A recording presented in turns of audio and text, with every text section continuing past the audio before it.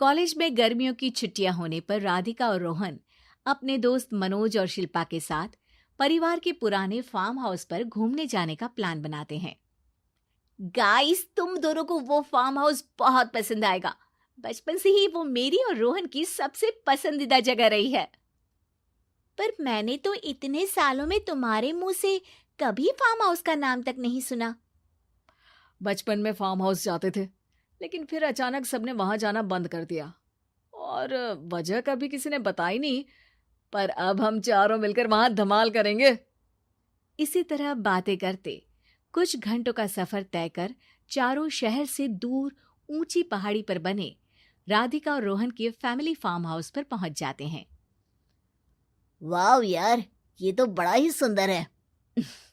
पूरा घूमोगे तो और अच्छा लगेगा, लेकिन उससे पहले सब फ्रेशन अप हो जाओ, फिर साइट सीइंग के लिए जाएंगे। राधिका और रोहन अपने अपने कमरे में चले जाते हैं, लेकिन मनोज और शिल्पा घर में घूमने लगते हैं, जहां शिल्पा की टक्कर हॉल के बीचों बीच रखी एक पुरानी लकड़ी की कुर्सी से होती है। आह, लग गई रे माता, इस कुर्सी को बीच में किसने रखा हुआ है? अरे तेरे स्वागत के लिए भूत ने रखा होगा। ओए, तुझे बहुत हंसी आ रही है। जब खुद टकराएगा तो पता चलेगा। हाँ ठीक है, पर अभी तो इसे साइड में रख दे। शिल्पा कुर्सी को एक कोने में रख देती है और वो दोनों भी अपने कमरे में चले जाते हैं, जिसकी थोड़ी देर बाद चारों बाहर घूमने निकल जाते हैं। इसी तरह रात हो जाती है। फार्म हाउस में वापस आकर वे लोग सीधा सोने चले जाते हैं। आधी रात को मनोज की नींद खुलती है। बड़ी तेज प्यास लगी है, पानी साथ लेकर सोना चाहिए था। अब रसोई तक जाना पड़ेगा। मनोज आंखें मलते हुए कमरे से हॉल में आता है और अचानक रास्ते में रखी कुर्सी से टकराकर जमीन पर गिर जाता है। अरे मर गया रे दादा, शिल्पा सही बोल रही थी, बड़ी तेज लगती है ये कुर्सी तो, पर इसे दोबारा बीच में किसने रखा? मनोज एक बार फिर उस लकड़ी की कुर्सी को कोने में रख पानी पीकर कमरे में चला जाता है। अगली सुबह जैसे ही चारों की नींद खुलती है तो उन्हें अपने बेड के पास साइड टेबल पर चाय का कप रखा मिलता है, जिसे देख वो खुशी खुशी चाय पीकर तैयार होकर कुछ देर बाद हॉल में मिलते हैं। थैंक यू यार राधिका, मुझे नहीं पता था कि तू इतनी अच्छी चाय बनाती है। वैसे मुझे उस बेड टी की बहुत जरूरत थी। ये और चाय, अरे इसे तो पानी तक उबालना नहीं आता। मतलब तूने हमारे लिए चाय बनाई क्या दोस्त? अरे चल पागल है क्या, इतना भी प्यार नहीं है मुझे कि तुम्हारे लिए बेड टी बनाऊं। चाय पर ये चर्चा करते हुए मनोज जैसे ही पीछे मुड़ता है तो एक बार फिर लकड़ी की पुरानी कुर्सी से टकराकर उस पर गिर जाता है।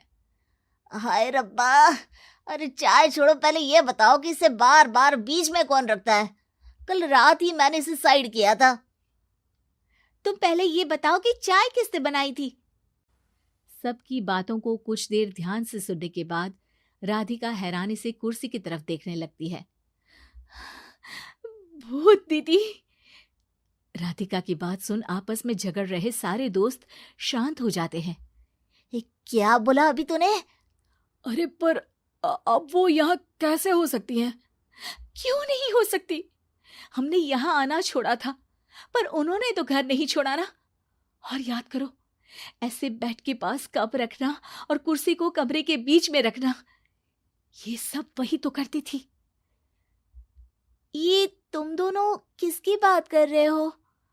अरे जो भी हो, कुछ अच्छा तो बिल्कुल नहीं लगता। अब देखो, डरने की कोई जरूरत नहीं है। वो सालों से इस घर में रहने वाली भूत दीदी है। वो बचपन से ही हमारे यहाँ आने पर एक बड़ी बहन की तरह हम दोनों का ख्याल रखती हैं। ओए, पगला गया है क्या? शिल्पा, मुझे यहाँ नहीं रहना, तू भी मेरे साथ ही चल।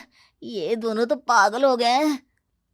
जहां मनोज डर से वापस जाने की बात कर रहा होता है, वहीं शिल्पा अपने फोन में बिजी होती है। क्या तुम्हें यहाँ की सिचुएशन समझ में नहीं आ रही जो फोन में लगी हो? जिसे जो करना है करो, मैं तो जा रहा हूँ। मनोज हड़बड़ाहट में अपने कमरे की तरफ जाता है, जिसके साथ राधिका और मोहन भी उसे रोकने के लिए पीछे पीछे जाते हैं, लेकिन शिल्पा वो तो अभी भी फोन में लगी रहती है। कुछ देर बाद जब वो तीनों दोबारा हॉल में वापस आते हैं तो शिल्पा को सबके पैक्ड बैग्स के साथ देखकर हैरान रह जाते हैं। ये सब क्या है शिल्पा? यहाँ हम इसे समझा रहे हैं और तुम हमारे बैग्स भी पैक कर कर लेकर आई। अरे आखिर में फोन से बाहर निकलकर कुछ किया तो सही इसने। दोस्तों देखो, कल से हम यहाँ हैं। भूत दीदी ने कुछ किया नहीं ना? फिर डर क्यों रहे हो? 4 दिन और रुकोगे तो पता चलेगा कि क्या होगा।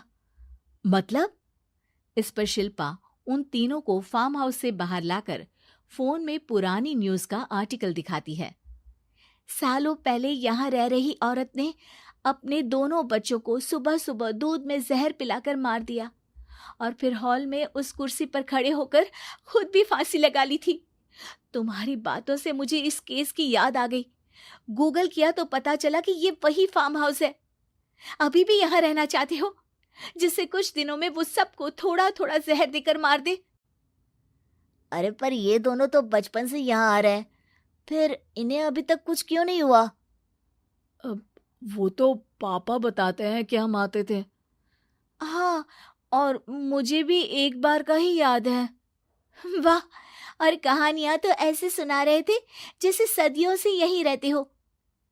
तीनों ये बात कर ही रहे होते हैं कि अचानक फार्म हाउस में से एक आवाज सुनाई देती है। मैं यहाँ किसी को जिंदा नहीं रहने दूंगी, किसी को नहीं। बस ये सुनने की देर ही होती है कि चारों डर से कांपते हुए तुरंत कार में बैठकर वहां से भाग जाते हैं।